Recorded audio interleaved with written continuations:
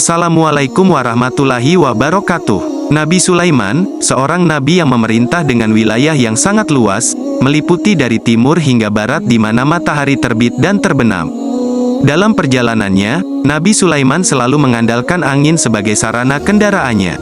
Suatu waktu, Nabi Sulaiman beserta pengawalnya sedang melakukan perjalanan.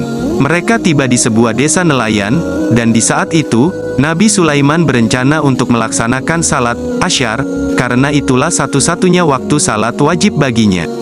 Saat hampir tiba di tempat tujuan, Nabi Sulaiman mengurangi kecepatan dan menjatuhkan penerbangannya, memperhatikan seorang wanita berkulit gelap yang sedang mencuci pakaian di tepi sungai. Wanita tersebut melakukan pencucian pakaian tanpa ada pendamping di sekitarnya.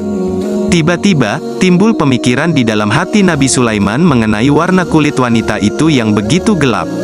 Siapa yang akan bersedia menikah dengan wanita berkulit gelap seperti itu? Nabi Sulaiman kemudian melanjutkan perjalanannya mencari lokasi lain di sepanjang tepi sungai untuk berwudu. Ketika ia hendak memasuki ruangan kecil, Nabi Sulaiman melepaskan cincin yang memiliki tulisan namanya serta nama Allah di batunya. Lalu, cincin tersebut diserahkan kepada pengawalnya. Bahkan saat Nabi Sulaiman sedang tidur, cincin itu tetap dilepaskan dan diletakkan di dekatnya. Cincin tersebut merupakan anugerah dari Allah kepada Nabi Sulaiman, memungkinkannya untuk mengendalikan angin dan makhluk-makhluk di darat, termasuk manusia, hewan, dan jin. Semua tunduk pada kekuasaannya. Sebelum Nabi Sulaiman memasuki kamar kecil, ternyata seorang jin jahat bernama Ifrit telah memasuki kamar tersebut terlebih dahulu. Kemudian, Ifrit keluar dengan cepat sebelum Nabi Sulaiman dan berubah penampilannya menjadi persis seperti Nabi tersebut. Kemudian, Ifrit meminta cincin tersebut dari pengawal yang tadi. "Tolong berikan cincin itu, saya sudah selesai dari kamar kecil," pinta Ifrit sebagaimana diceritakan oleh Ustadz Jufri dalam tausiahnya, setelah rangkaian zikir pada momen 10 Muharram tahun 1440 Hijriah.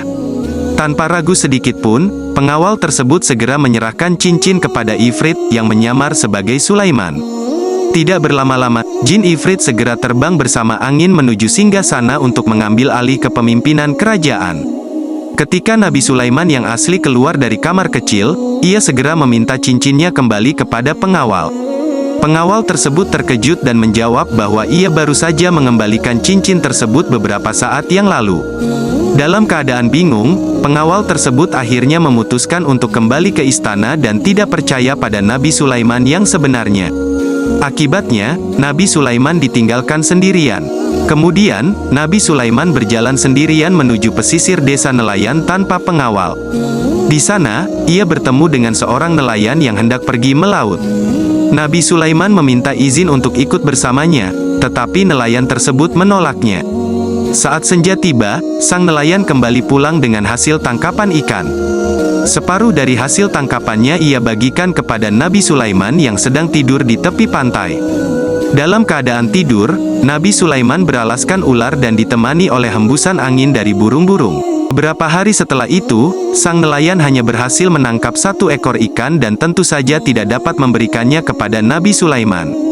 Dengan inisiatif sendiri, nelayan tersebut mengundang Sulaiman bin Daud ke rumahnya untuk makan bersama. Pada saat yang sama di pusat kerajaan, jin Ifrit yang menyamar sebagai Sulaiman sedang memimpin. Dalam kepemimpinannya terjadi banyak tindakan yang mencurigakan dan kebijakan aneh diberlakukan, sehingga rakyat semakin merasa ragu dan bingung. Setelah itu, para pemimpin agama dan tokoh-tokoh kerajaan berkumpul untuk membahas masalah ini. Akhirnya, mereka menyimpulkan bahwa yang sedang memimpin adalah Sulaiman palsu, dan rakyat tidak lagi percaya pada kepemimpinannya. Akibatnya, Ifrit akhirnya meninggalkan singgasana dan melemparkan cincin itu ke laut. Pada akhirnya, cincin tersebut dimakan oleh seekor ikan, dan ikan itu ternyata adalah hasil tangkapan yang diambil oleh nelayan yang berjumpa dengan Nabi Sulaiman. Ikan tersebut kemudian dibersihkan oleh putri nelayan tersebut. Saat perut ikan dibuka, ditemukanlah sebuah cincin yang sangat indah dengan tulisan nama Allah dan nama Nabi Sulaiman. Kemudian, gadis itu bercerita kepada ayahnya. Ketika Nabi Sulaiman mendengar ceritanya, ia segera mendekati gadis itu. Nabi Sulaiman sangat terkejut, karena ternyata gadis itu adalah perempuan yang terlintas dalam pikirannya sebelumnya. Nabi Sulaiman dengan tulus mengakui bahwa cincin tersebut adalah miliknya dan meminta agar cincin tersebut dikembalikan kepadanya. Gadis itu menolak untuk mengembalikannya karena dialah yang menemukan cincin tersebut di dalam perut ikan. Kemudian, ayah dari gadis tersebut memberikan solusi kepada Nabi Sulaiman, bahwa jika ia bersedia menikahi putrinya, maka cincin akan dikembalikan kepadanya. Akhirnya, cincin tersebut menjadi milik kembali Sulaiman bin Daud. Sebagai hasilnya, Nabi Sulaiman menikahi gadis berkulit hitam legam tersebut.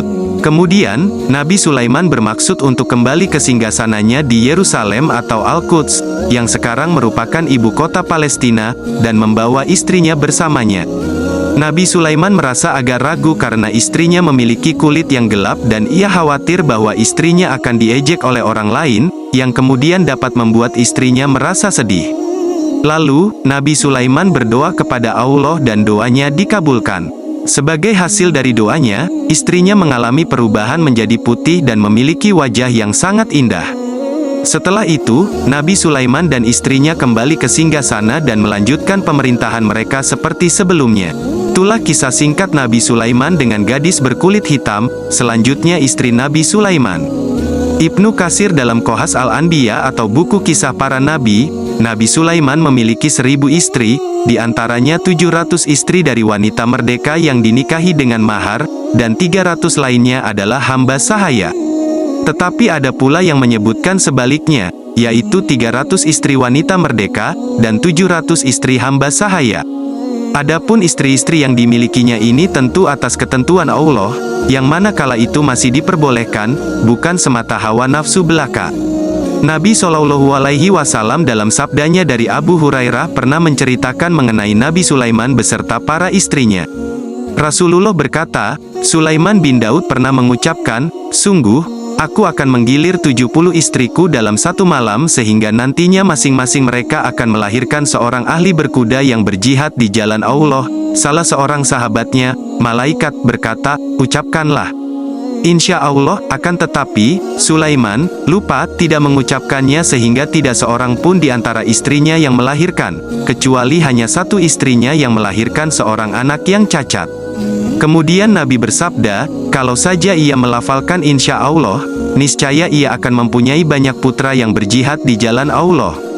Hadis riwayat Bukhari. Ada sedikit perbedaan angka istri Nabi Sulaiman dalam riwayat lain yang diriwayatkan oleh Abu Ya'la, dari Abu Hurairah, Rasulullah bersabda, Sulaiman bin Daud pernah berkata, "Sungguh aku akan menggilir 100 istriku dalam satu malam sehingga masing-masing mereka melahirkan anak laki-laki yang berjihad dengan pedang mereka di jalan Allah." Akan tetapi, ia tidak mengucapkan insya Allah.